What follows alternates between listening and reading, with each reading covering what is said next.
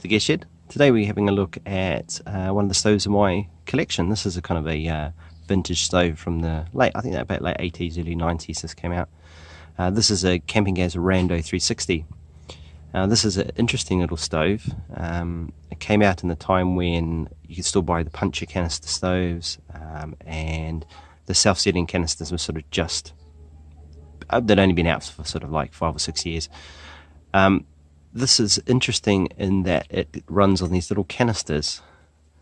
Now these are unique to this stove, which is a bit of a pain in the ass.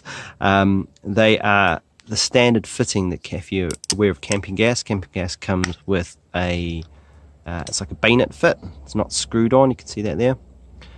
Which you can get their bigger canisters with this kind of fit on it. But what they decided to do with the stove is make this unique. So this is just a little bit different than the standard Campingaz fitting, so you cannot put anything but these canisters on the stove.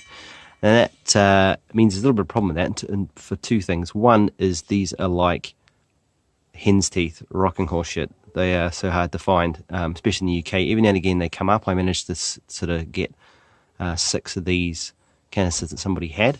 It did cost me a pretty penny. I think it was like 20 quid or something crazy like that for some of these. They've been sitting around for a while.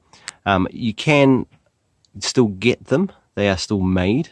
They're used in, mostly they're available in France. I've seen them advertised on eBay from France, but they're used as for the bottom of like fondue heaters and stuff like that, and also for soldering irons. So they are still made. I have seen them as new, and even then again they come up in the UK. One of the camping stores over here has them, but they want nearly 40 quid for 6 of them. So it's not cost effective to run this as an everyday stove, but it's nice to keep it as a little bit of nostalgia. Now I used to have, what happened with this, I used to have one of these stoves back into the 90s. My boss was working in an outdoor store, and he actually just gave it to me because they couldn't sell it, and gave me all the canisters at the time. I played around with it for a little bit, and then I kind of just like lost track of it. I think after moving a few times it disappeared, and I kind of lost all interest in it. And then I saw one of these at Car Boot for £1, so I had to buy it, and it didn't have any canisters at this time, but I thought, well, at least I've got it. Got some canisters for it, so we can actually turn it on and show you it. Now, one of the other downsides, this was a marketed as like an alpine stove, mainly because it has this little windshield. This all comes off, so it's almost like a first generation jet boil ish, as being integrated. So your pot sits on top, so that's all locked on there. You've got your lid here. Also comes with a pot holder, which I've used for something else.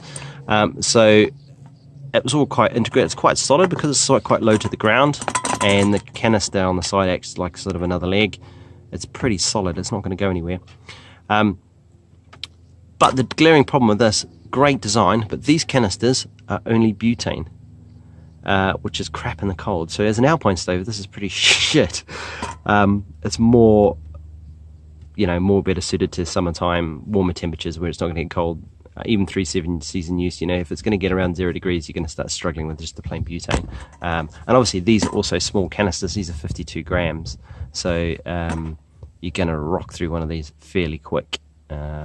So yeah, not a long, a long expedition type of system. I mean, they might work better if you put these in your sling bag or whatever to keep warm, but you're going to lose a lot of power. And with the straight butane, you're not getting a hot burn either.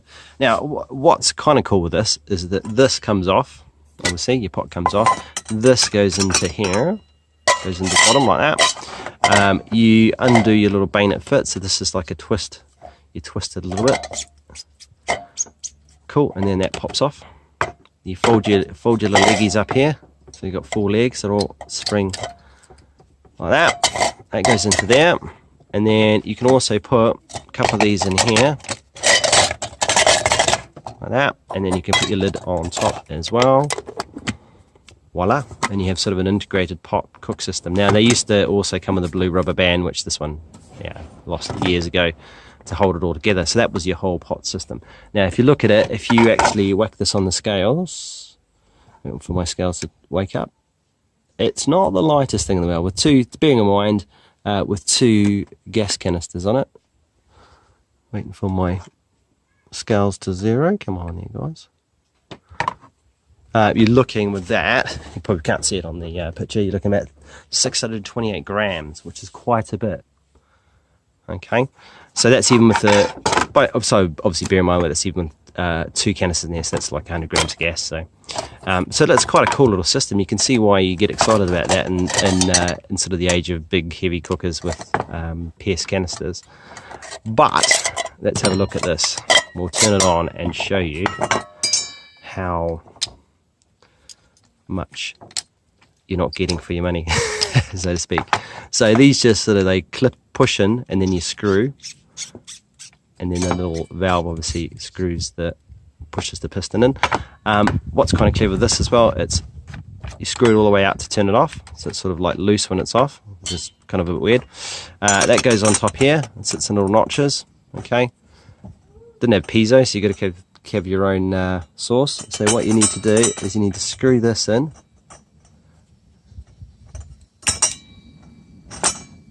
Right, and that's flat out. Very, very minuscule flame. It's not roaring, that's all there is. So you're going to be waiting a while, and that's a full canister as well. So yeah, it's not a super beast, put it that way. It's not going to cook your tea anytime soon in negative temperatures. But as you can see, the whole concept of having like an integrated pot and all that sort of thing, it's not new. It's definitely been around. There was other attempts at the time. There's also I think the Tourist, which used the Severe 123 body without the sort of the pot stand, and had an integrated windshield and all sorts of stuff in it. So it's certainly something that's not new with these jet boilers, but the efficiency is a lot more. Plus, obviously, the fuel, these things, yeah, great for size and stuff. If you're doing like, you take a couple of those for an overnight Alpine or something like that. But with butane, if it was butane propane mix, it would be pretty cool. But sadly, no. So this is kind of like it's a great little collector's piece. It's cool. I like these little cookers.